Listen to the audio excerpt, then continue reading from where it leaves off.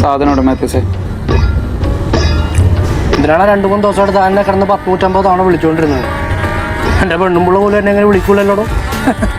മലാക്കെ താൻ എന്നെ ഇനി എത്ര തവണ കിടന്ന് വിളിച്ചാലും എനിക്ക് തന്നോട് ഒരു കാര്യമേ പറയുള്ളൂ. അത് ആദ്യം പറഞ്ഞ അതേ കാര്യം തന്നെയാണ്.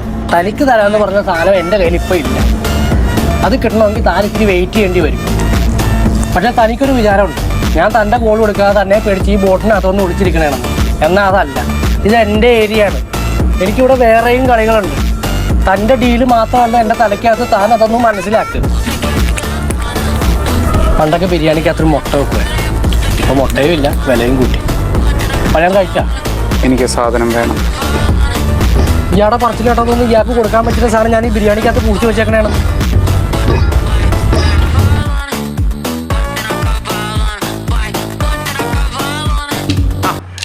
വരുന്ന നൗഷാദ് വാവ. അതെ, ഞാൻ വിളിക്കാട്ടാ. എന്റെ DJ ബുക്ക് ചെയ്യണമെന്നുണ്ട്. 2 പിള്ളേര് ഇവിടെ വന്നിട്ടുണ്ട് കേട്ടാ. ബൈ. എന്താണ് നേരത്തെ വന്നാ? ആരായിരുന്നു ഫോണി? അന്നാ എന്റെ ചിക്കായിട്ട് സംസാരിക്കണായിരുന്നു. എന്തേ?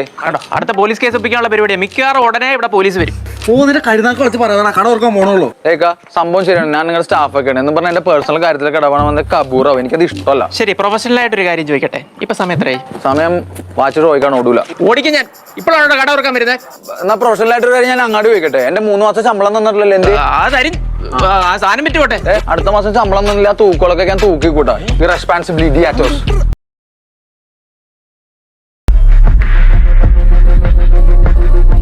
സാധനം പലരോട്ടത്ത് നിന്ന് പച്ചാളത്ത് നിന്നിട്ട് സെമിത്തേരി മുക്കി നടത്തരുത്. 3ാമത്തെ വീട്.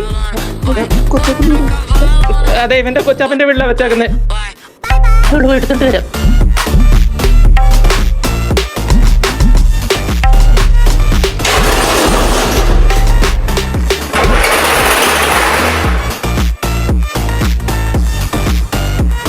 സാധനം ഇവിടെ ഇല്ലെങ്കിൽ ഇയാൾ നിങ്ങളെ കൊല്ലും.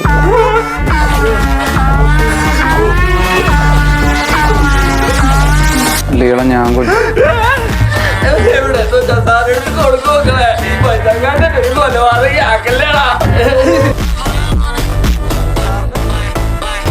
ചേട്ടാ, എവിടെ ഈ പഴയ സാധനം കിട്ടണ നല്ല ആന്റിക് ഷോപ്പ് ഏതാണ്?